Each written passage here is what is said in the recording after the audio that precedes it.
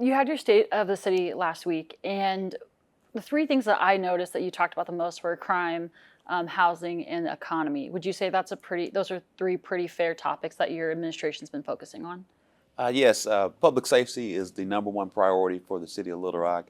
As we continue to reduce crime in our city, we're grateful that 2024 demonstrated a significant reduction in crime year over year, as well as over the past 5 years, and even saw a 43% reduction in homicides in 2024. Albeit we know that 2025 there was a rough start. We know there was a lot of anomalies with what happened. We are so grateful to the men and women of Little Rock Police Department, what they've done to maintain public safety and also continue to usher it in. We also know that we can talk about numbers for days and all the great things that we're doing to drive down crime. But number one, we have to address the feeling of crime. And so we continue to identify new strategies, whether it be our real-time crime center, focusing on what we're doing with our community intervention programs, having a holistic approach that encompasses prevention, intervention, treatment, but also targeted patrols in high crime and high traffic areas. And what you'll see is even more additional patrols coming forward this year. And so we're grateful for that work, but public safety has to be number one. Affordable housing is a real issue in the state capital city. We're grateful that we've been successful with our 100 home initiative, where we've seen close to 164 homes built through the leveraging of federal resources and city resources. We've set a new goal of 200 homes, but we know we got to go from good to great, and the way to do that is by enlisting the public-private partnerships to do and launch what we announced is a Little Rock Housing Trust Fund, because we know we're in a crisis in the city and the state and across this nation. Right now in Little Rock, we have about 25,000 housing opportunities, and we want to continue to go up that threshold as we move to make certain that we have stable, sustainable, safe dwelling places for our residents. So, I guess your theme for 2025 was back to the basics. Can you kind of explain your thoughts behind coming to that decision and what back to the basics means for the city of Little Rock and for you in your 6th year as mayor? Well, when we talk about back to the basics is we want to have a stronger focus on the nuts and bolts of any city government. We know in these uncertain times across the nation, we want to make certain that the Little Rock residents know that their leadership, their government is focusing on how do we increase, optimize their city government to be more effective, more efficient. And so we're going to have fun with the fundamentals, and we're going to have a greater focus on the fundamentals. And that means, as my grandfather once told me, my main job is to catch the robbers, put out the trash, and make certain that we take care of the fires. And so when we catch the robbers, put out the fires, and take out the trash, we know in a real way that gets us to where we need for our residents to have trust, to understand that we're going to be even more efficient and effective in that way. And so we're excited about this work that we have already been doing, but have a stronger focus on that as we move forward. So that's what it means to me, is that we know that for any amount of reason, there can be a delay in trash pickup. So we announced the Smart Waste program that's going to add GPS tracking and workflow management to lessen any delay, lessen any missed pickups in the city of Little Rock government. We want to have exceptional customer service. We want to have energy towards optimization of our operational excellence. And we do that by having a stronger focus on the fundamentals. We're going to always shoot for the stars, but we want to take care of the most basic needs in a very excellent way through exceptional customer service. Sure. And when you said in your state of the city that you want to ensure that every resident, neighborhood, and every business feels seen, heard, and valued. Can you go into a little bit of detail on what you meant by that, and then explain what the city is doing to ensure that that happens? We are wanting to make certain when we talk about being seen, heard, and valued is that their government is listening to them. Their government sees the needs that they have and value their concerns. And so when we have a greater focus on engagement with the residents outside of, we're here in the city hall right now. This is great. Every resident can't get to City Hall. And so that's the reason why we're launching the mobile City Hall, where we're going to be hitting the streets, going to all the neighborhoods, making certain that we are there to listen, we're there to learn, and to figure out in real-time solutions. So that means I'll be having the chief of police, the fire chief, our public works director, our housing neighborhood programs director, 911 director right there to listen at the ground level what a resident, which is our customer, what they need, and how we can quickly solve their issues. And so we always want to come with the spirit of how, not the spirit of no's. And so the answer is going to be yes, or how we can get it done. And so by having this mobile city hall, it's a true demonstration, example of civic engagement, so everyone can be seen, heard, and valued. Perfect. And then you also touched on efficient government in your state of the city. You've been in office for 6 years. Do you feel like you have been efficient when it comes to government, and what are your plans to be more efficient in the next few years? Sure. The city of Little Rock has been very efficient since I've taken office. I think many people know when I first took office, we cut the city of Little Rock budget by 10%. Then we were grateful we did that, not knowing that there would be a COVID-19 global pandemic on the way. And so we were able to weather those storms and remain in the black as it relates to our financial status, and really come out very good. And so we're excited about the work that we've done. We continue to receive fiscal analysis awards for our budgeting and our finance expertise. And so we've cut to the bone, but also we know in these uncertain economic times and the economic strain that our residents have, we too feel that pinch here at the City of Little Rock government. So we're putting things on the table because we've done a lot of cutting over the years. And so the things we think of now is how do we get more innovative in those cutting and cutting costs. And so one of the things is that the City of Little Rock, for a number of different reasons, historically has a lot of real estate. And so if we have some vacant real estate for whatever reason, we got to put that on the table as that why are we spending the money to maintain these vacant properties so we can have additional capital to put towards other needs for our residents. We must think about public-private partnerships, as we talked about what we're going to be doing with the Little Rock Housing Trust Fund, to continue to meet the needs, exceed the needs that residents have. And so while we've done a great job of being fiscally conservative and cutting costs over the years with our 10% budget cut costs when I first got into office and subsequent other budget cuts, we want to get more efficient, innovative with our cutting costs so we can have more value, more resources for the residents. For sure. And kind of switching gears a little bit, speaking, I think this kind of goes with efficiency. You announced Roxy, the AI bot. So obviously AI is becoming a bigger thing in the modern age and it's being used more. But can you kind of go into a little bit of detail on how the city felt that now was the time to introduce that and what you're hoping that Roxy will do for the residents of Little Rock? Well, Roxy, which is our AI chat box, is actually a promise made in 2024 and now a promise kept in 2025. Because we shared with the residents 2024, we knew AI was on the horizon and we need to figure out the proper protocols and policies and programs in place that we can be effective and be on the cutting edge from a technology standpoint. Our Chief Data Officer, Marquise Willis, done a phenomenal job in working alongside our Chief Information Officer, Abdul Kabal, and we ushered this along now. And so we want to make certain, again, going back to talking about engagement, Roxy is going to be our own chat box. So if you're a Little Rock resident, a tourist, or a member of the workforce, you can figure out different things and how to get things done with the city by having this chat box. Now, we do understand as we roll this out, we want to focus on permitting within our planning and development division and take it to other areas while we maintain the ethics of the technology as well. Perfect. And then kind of going into engagement, you urge community members to get involved in their neighborhoods or join a board or a committee.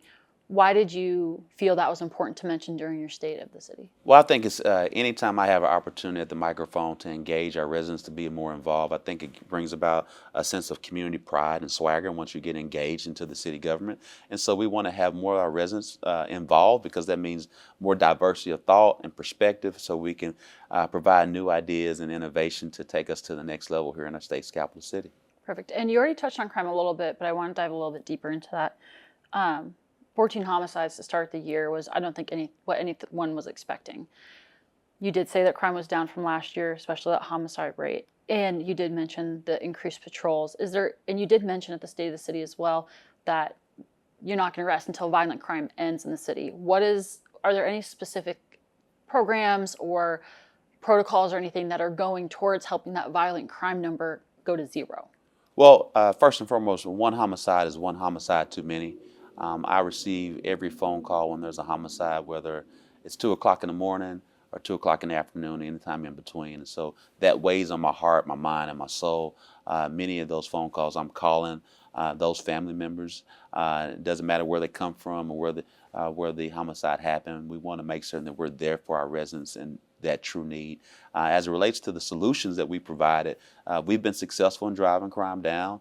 with our targeted patrols, our holistic approach by having community intervention programming and for our youth between the ages of 15 to 21, which is most of the crime that's happening right now, and addressing that issue in a real way. And also the target patrols in the high crime areas and the utilization by being smarter on crime with our real-time crime center. And so we're coming at it from a multifaceted approach. It's very targeted, and we're grateful to Chief Helton and the men and women in the Little Rock Police Department, because even though today we had reduction in crime in 2024, we had a rough start in 2025, crime is still down today. But again, it's not about the numbers, it's about addressing the feeling. And we address the feeling by having more innovative approaches to patrol, as well as to prevention, intervention, and treatment programming. So what's your message to the residents of Little Rock who might see 14 homicides in the first 2 months of the year and get a little nervous? My message to them is to trust their city, that we're going to maintain safety, that they have a mayor that won't sleep or rest until we drive it down to zero, and to understand that we're safe and we're going to work to be safer. So on top of that, you talked about how the vacancies in the police department are down, but there still are some vacancies. Can you kind of address what's being done to bring that rate to zero and Sure. have all those? When I entered office, we had about 120 vacancies. Today, we got close to 60, and so we've cut that vacancy rate down by 50%, and so which represents holistically a 10% vacancy rate. Cities our size or larger have upwards of a 25% vacancy rate. So the city of Little Rock today, we're leading in the national average of recruitment, and so we've closed those gaps down, and that's because we offer a $10,000 sign-on bonus. We're the highest paid municipal police force in the state. We provide great resources. Under my administration, the Little Rock Police Department has seen historic and unseen amount of raises, and so that helps. And so that's what we've seen. But we also know, due to the COPS bill, the mid-1990s, where a plethora of officers joined forces, they're now retiring. And so we haven't been able to keep up our recruitment efforts with retention efforts of those that are retiring. And so I talked with Chief Helton just a few weeks ago and said, hey, we're doing a great job of recruitment. Should we up and increase the number of sign-on bonuses for our officers? And he said, sir, no. He said, the $10,000 is enough. We continue to do great recruitment with our recruitment team, but we got to figure out a solution for the officers who've been with the department 25 to 28 years and figure out how they can extend that time there. And so we're looking at a financial incentive package. We don't know if it's going to be $5,000, $10,000 or more or less to keep them on for additional 2 to 3 years so we can close the gap and then go ahead of the retirements with our recruitment efforts. But we have a number of different options on the table that we're pursuing to close that gap. I won't rest it at zero either. I think we have a great chance because we do 2 to 3 recruitment classes a year, and I'm pretty sure by the end of this year we should be close to go down from 60 vacancies and somewhere around 35 vacancies. And so I won't rest to a zero. That's my job. The buck stops with me, and we're figuring out new opportunities. Again, we were focused on recruitment. Now we're going to focus on retention too, and make sure we take care of those officers who've been with us for 25 to 28 years. Sounds good. So kind of on top of that, 911 is most of the time the first place that people go when there's an emergency. They don't go out and wave down a police, they call 911. You said in the State of the Address that you were or text 911 is going to start Sure. coming. As a millennial mayor, and as we talk about focusing more on the fundamentals, getting back to the basics, another basic service is making certain that when you call 911, someone picks up and we dispatch the police officer and or the firefighter to the resident that's in need.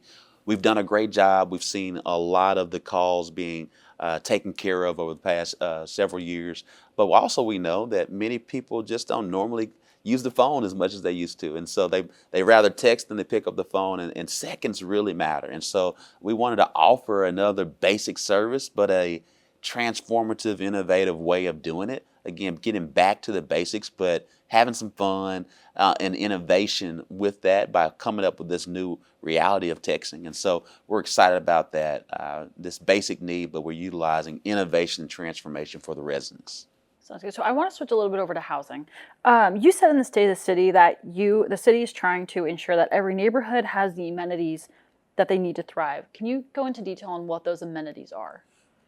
A safe, stable, sustainable home, here in the city of Little Rock, a quality home, an affordable home. And so it's our role as the Housing Neighborhood Programs Division that we leverage our community development block grant funds to provide services through down payment assistance for those individuals who live in low to moderate income areas and they meet low to moderate income requirements. And so we leverage the CBDG dollars to purchase property here in the city of Little Rock.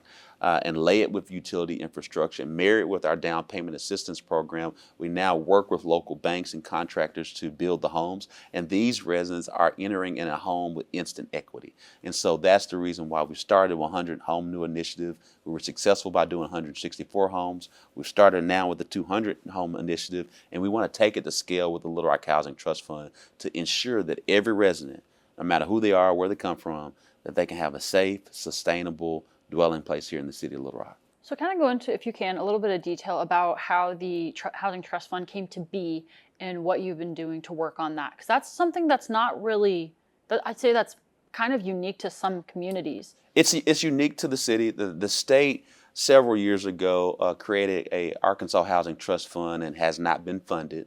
And so as a former banker myself, I was aware of that and working with our team, figuring out new innovative ways to focus on the fundamentals, which is affordable housing, to ensure a new innovative approach to drive the result that our residents need. And so we came together with this idea. Late last year, we had a Pathways to Prosperity meeting with local developers and bankers who are potential folks who would contribute to the Housing Trust Fund to marry with our federal resources and our city resources to take it to scale. Sounds good. So on the topic of housing, you did declare or you asked the city to work with you to declare housing as a public health crisis. What led to that decision, and what are you hoping that will do when it comes to Sure. anything that you can do? I share with the city board at this State of the City that this is something we will be pursuing. It's a declaration. One, it sends a signal to the public that their city has an earnest concern about housing in our city. Two, it provides opportunity for us to expedite through city red tape that we self-impose for rightly so for different reasons, but to get us to market quicker on a number of different items. So that's the reason why, because we want to respond, because that's something that we've heard in 2024 from our residents, that they want to see the city more involved in housing than we already were. And they're grateful for the 100 Home Initiative, they're grateful for the 200 Home Initiative, but it has and needs to go to scale. And so that's the reason why we're offering this resolution to the city board to accept as we continue to focus on the Housing Trust Fund. On top of that, you also mentioned that the city is making significant investments in infrastructure. What are those? Because I know last year that was one of your 4 Ps. So one of the things from the 2022 bonds that we passed, we're leveraging those dollars to add additional resurfacing and repaving of streets around the city, as well as filling additional potholes around the city. Just this past Tuesday, we approved $6.7 million of some existing existing allocation to do more work. And so what that means is to fill the potholes, to repave the streets, to resurface the areas of critical need. And for those who who drive Bowman and Canis Road, we're working at night right now. It should be done pretty soon. Can you just talk a little bit about the micro village? Well, this past Tuesday, we started a very significant step in the micro home village where we approved $1.1 million of our $4 million allocation to do site infrastructure work, where we're going to house 209 unhoused residents to start wraparound services to get them towards permanent supportive housing. This is a big game changer deal for our city as we take care of unhoused residents. Sounds good. And then just 2 more questions for you what is the state of the economic state of the city? The economic state of the city is, we just announced today, a mega site and site selection certification from Energy Arkansas, where we've procured and assembled 875 acres here at the Little Rock Port Authority. One of the great things about the capital city is that we have the 4 R's, River, Rail, Road, and Runway, that all intersect in Interstate 40, Interstate 30, and downtown Little Rock, and which makes us a distribution logistic hub. Since taking office, we've created close to 12,000 new jobs, whether it's been Amazon, HMS Manufacturing, Elopack, you name it, we've brought it. We're grateful for that. The Little Rock region continues to lead the employment record as it relates to the Bureau of Labor Statistics. I think as recently as 370,000 jobs that are right here in the Little Rock region, and we're excited about that work that we've been able to do. So the state of the economic growth as well. It's great, it's alive and well, but also we understand that there's still inflation. And we also understand we all are checking our pockets a little bit more as it relates to egg prices, milk prices, bread prices, oatmeal prices. I can tell you now, oatmeal. I remember oatmeal was about $1.99, and now it's $3.99. And so we're all paying attention to the prices with tariffs and things are coming along the way now. And then last question, if you could use one word to describe the state of Little Rock, what would it be? Growth.